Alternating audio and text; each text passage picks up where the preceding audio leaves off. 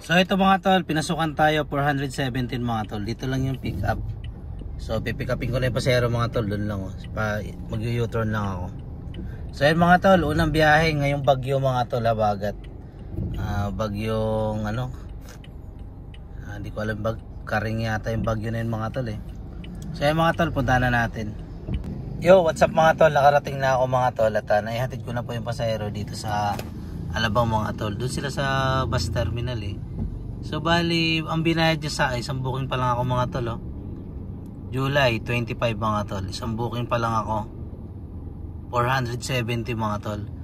Nakakatuwa lang mga tol, binigyan ako ng ano, ng 1,000 pesos pinaka-tip mga tol. So ayun na nga mga tol, binigyan ako ng pasahero ko ng tip 470 lang yung bill niya. Ang binigay sa akin 1,000. Hindi na ano ito mga tol, 1,000 binigay sa akin. Tunto, pwede na ako umuwi mga tol kung tutusin. Grabe. Tinanong kasi ako ng pasahero eh. Sabi ko bumiyahe lang kasi ako ngayon, pangkain lang. Kasi nga 2 araw na kasi ako hindi nakakabiyahe mga tol. Hindi ako naka-auto-accept mga tol, naka-manual ako kasi namimili ako ng lugar na kung saan ako pupunta. Papayata ko sa inyo mga tol. So yung mga tol, kung makikita nyo, naka-manual mode ako mga tol eh. Makikita nyo yan ayan o. Pagka ano yan, naka-auto-accept yan mga tol. Automatic papasok yung booking kahit hindi ko i-accept. So pagka ganyan, hindi siya naka-auto-accept, mamimili po ako ng pasahero mga tol. Kasi doon kasi sa bandang Maynila, ano eh, ma-traffic kasi dito, lalo na dito sa San Juan, sa Maynila, baha dyan mga tol, kaya dito lang ako. Pwede ako magpasay, pwede ako magmakati, BGC mga tol. Pero dito sa may bandang Pateros, Pasig, medyo mabaha dyan mga tol eh. Yan, dito lang ako sa Mapasay mga tol. So ang gagawin ko mga tol, magsiset destination ako. Ayan, magsiset destination tayo ng pa-Fairview mga tol. Sana pasukan ako ng Pamakati mga tol. Ang gagawin ko, tatambay muna ako dito sa Alabang. Dito ako ngayon sa Alabang mga tol, so may iskinita na mga masisikip. So ayun na nga mga tol. Ay ito na, may pumasok na. Saan ito papunta? Paranaque mga tol. Ito mga tol oh, papuntang Paranaque mga tol, kakapasok lang. So andyan lang yung pick up mga tol, lapit lang. So bali Paranaque siya. Dito sa okay, dito malapit lang to mga tol. 200 ano lang eh, 245 lang yung akin eh. So yan, punta na natin mga tol. Lapit lang ng pick up oh, 50 meters lang. Eto na mga tol, 6:49. So naibababa ko na yung pasahero ko mga tol. So bali kumita natin ng 715, dalawang booking mga tol. Ngayong July 25. Yan. So ayan mga tol. Abang-abang ulit tayo mga tol. Alam nyo mga tol, kung tutusin, kota na ako mga tol eh. Kasi yung pasahero ko nagbigay ng tip. Ang bill niya kasi diba 470, tapos binigyan niya ako ng 1,000, di na nanginan sukli. So bali meron akong 530 mga tol na tip na binigay niya sa akin. So sabi ko, sige mga ilang biyahe pa. So ito may pumasok, Taguig, Santo Plaza. Ay ayoko dito mga tol, may pumasok mga tol eh. Hindi ko kinuha. Yan, Signal Village mga tol. Hirap dun, masikip dun, sa kabaha dun. Dito mga tol sa Grab, hindi kasi pwede rito sa Grab mga tol yung yung hindi ka naka-auto accept. Bababa kasi yung completion rate mo. Pero ngayon pinayagan ng Grab mga tol na hindi ka mag-auto accept. Kumbaga pwede ngayon mamili ng pasahero. Nakahihinan ako, umulan na naman. Parang gusto ko na umuwi. Sabagay, babay-bay na ako dito mga tol. Nandito na ako ngayon sa sa Paranaque, pa-C5 na ako mga tol. Ay mga tol oh, madilim yung panahon mga tol. Sa cellphone maliwanag, pero sa mata ko mga tol madilim na eh. Madilim talaga eh. Kung makikita nyo yung ulap oh. Yung cellphone ko lang talaga maliwanag. Ayan, lakas na ng ulan, no? Ay, mga nagpumotor mga tol. Parang gusto ko na umuwi. Nakikinig kasi ako ng balita sa radyo mga tol dito sa 92.3 TV sa ano yun eh, TV5. Nakikinig kasi ako ng balita dito sa TV5 mga tol. Baha pa raw talaga. Ang malupit pa nito, di ba pala, ay ito may pumasok. Malate Manila mga tol, hindi pwede. Malate Manila, may pumasok sa akin. Hindi ko muna kukunin, sorry. Sorry mga tol. Sorry sa mga nag-book sa akin papunta Maynila. Sorry, hindi talaga ako pupunta. Malupit ang baha dun, hindi kakayanin. Pumasok na naman, oh. Tagig, ikutan, signal, nako, masikip dun. So ayan mga tol, ayun, may pumasok na naman, oh. Patagig mga tol. Ano to, Global Port? Pwede to. Ano ko po, nawala, ayun. Pwede yun mga tol. Ay, ang layo ng pick up, pambihirang pick up yan. Ito mga tol, ang pick up nya 2.4 Sampaguita. Village mga tol, hindi ko alam kung ano dito eh. Papunta na BGC. Dito BGC, pwede tayo rito mga tol. Yung nga lang yung pick up nya 218 sa atin mga tol. Lakas ng ulan, no? So parang ano to mga tol. So punta na natin to. Pagka ano dito mga tol, masikip at baha, so hindi ko na kukunin to, i-cancel ko to. So punta na natin mga tol. Saan ba ano nito? Ikot akong ganun. Okay. So ayun mga tol, punta na natin pa BGC. So ayun mga tol, kukunin ko na yung pasahero. 2 kilometer lang naman yung pick up. Pagka masikip yung lugar nila at mabaha, hindi ko na kukunin yan. Ta-cancel ko na yan pag gano'n. Ayun. So punta na natin mga tol. Sana kumita tayo. Grabe yung daanan mga tol, oh. Ayun, masikip. So okay lang mga tol. Ganito talaga kapag ka nagagrab ka mga tol. Kailangan dito handa ka na magasgasan yung sasakyan mo. Kasi nga may mga lugar talaga dito na masisikip. Maluwag-luwag pa nga konti ito eh. Sa iba talaga sobrang sikip talaga mga tol. Ayan. So ayan, malapit na tayo sa pick up location. So ayun mga tol, pinuntahan ko yung pasahero dito mga tol. Sarado yung gate.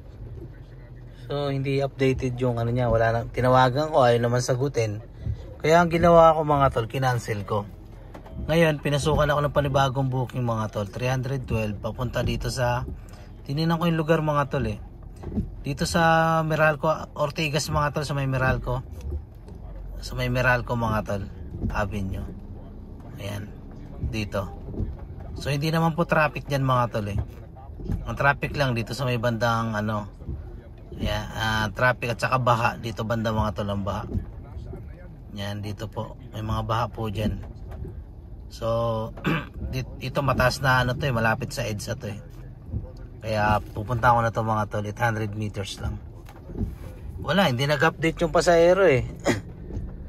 Oh, tinawagan ko, ayaw sumagot. Kaya ang ginawa ko, kinancel ko na lang.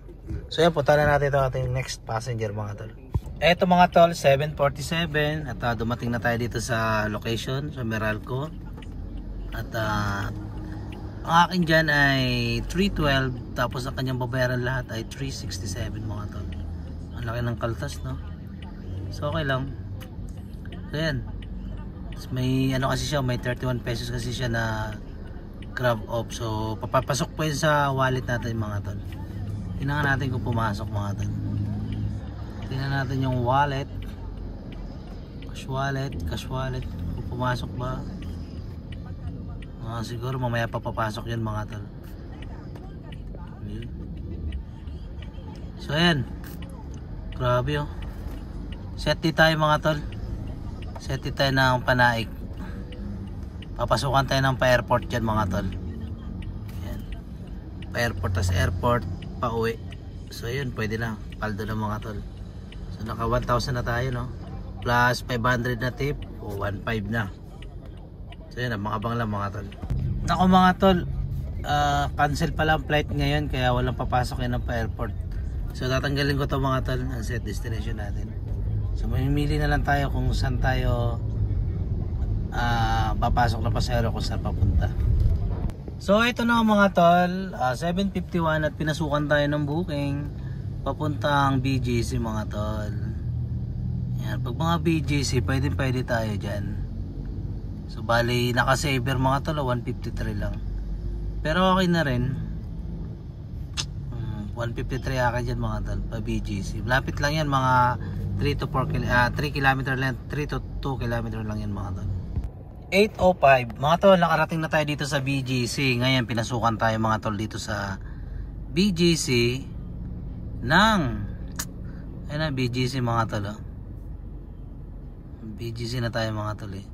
Pinasukan tayo mga tol papuntang Naiya PAL. So dito mga tol, wala ganong baha rito. Malapit sa terminal to, no? Magsiset di tayo dun mga tol, pauwi. So ayan, punta na natin to mga tol. Game. Ayan, na-pick up ko mga tol sa Brixton. Tatawid ako mga tol ng tulay. Ano na yan siya eh, kumbaga Mandaluyong na yan mga tol eh. Pahit ako sa inyo mga tol. Ayan mga tol, oh, Mandaluyong yan mga tol. Tatawid ako ng tulay dyan. So ang pick up location niya ay 1.2 kilometer, 2 minutes. Lapit na kasi mga tol at wala naman traffic. Ayan, oh. Ganda mga tol, ano? Yan, dito ako pipick up mga tol. Tatawid lang ako. Kasi ang Mandaluyong at Makati mga tol, tawiran lang yan mga tol, malapit lang. So, bali 4 km, 5 km, ganyan lang po yung mga nagiging ano. So, pababa na raw siya mga tol, oh. Pababa na, sabi niya.